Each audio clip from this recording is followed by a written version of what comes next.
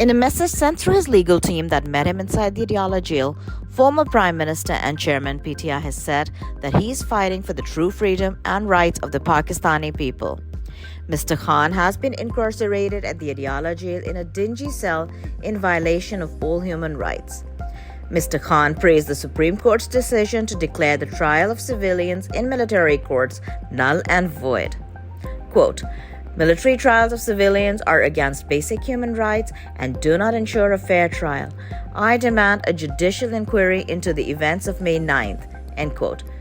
Additionally, Mr. Khan has said that a one-sided investigation was being carried out into the May 9th events, and those accused are not even being heard during these investigations. Thousands of workers and supporters of PTI are languishing in jail illegally because of the May 9th false flag operation. This includes female supporters that are being held in inhumane condition. Mr. Khan condemned Israel's atrocities against the Palestinians and said, "The people of Palestine are being oppressed and it is being called war.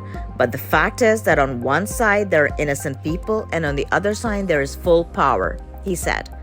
The former Prime Minister and leader of the country's largest Federal Democratic Party expressed dismay at the silence by Pakistan's government on the atrocities committed against the Palestinians.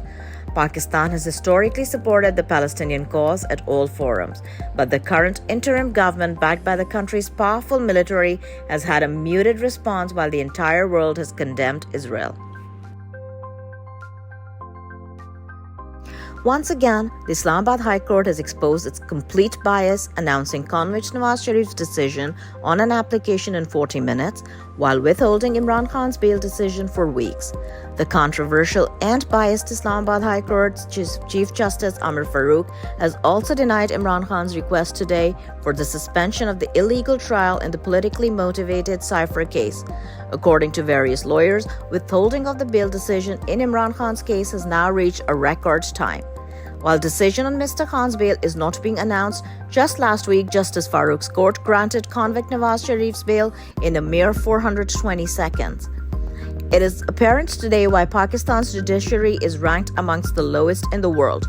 Former Prime Minister Imran Khan has said such decisions by the judiciary will only increase hopelessness and uncertainty in the country, where a convict is being given royal protocol under the London Plan.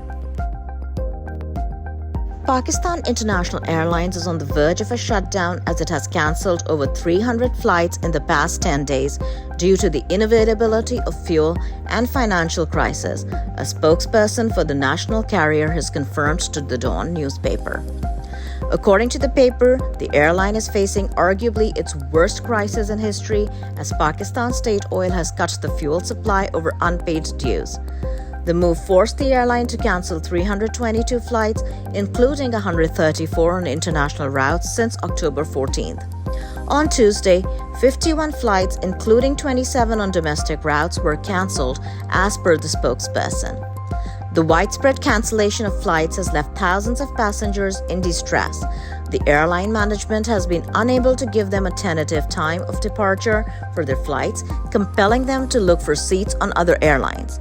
There are speculations that the interim government, under orders from the country's powerful military, is expediting the circumstances to sell the airline.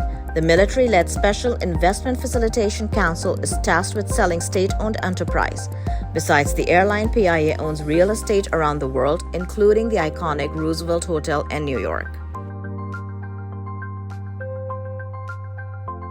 Al Jazeera has said the wife, son, daughter, and a grandson of Wael al-Dahdu, Al Jazeera's Arabic bureau chief in Gaza, has been killed in an Israeli air raid. Footage aired on Al Jazeera showed Dahdu entering the Al-Aqsa Martyrs Hospital in Deir al-Balah on Wednesday to see his dead wife, son, and daughter in the morgue. Looking shocked, Dahdu spoke to Al Jazeera on his way out of the hospital. Begin quote, "What happened is clear. This is a series of targeted attacks on children, women, and civilians. I was just reporting from Yarmouk about such an attack, and the Israeli raids have targeted many areas, including Nuseirat." End quote. Al Jazeera has responded to the killing, saying, begin quote, "The indiscriminate assault by the Israeli occupation forces resulted in the tragic loss of Dahdu's wife, son, and a daughter, while the rest of his family is buried under the rubble. Their home was targeted in the Nuseirat camp in the center of Gaza, where they had sought refuge after being displaced by the initial bombardment in their neighborhood, following Prime Minister Netanyahu's call for all civilians to move south. End quote.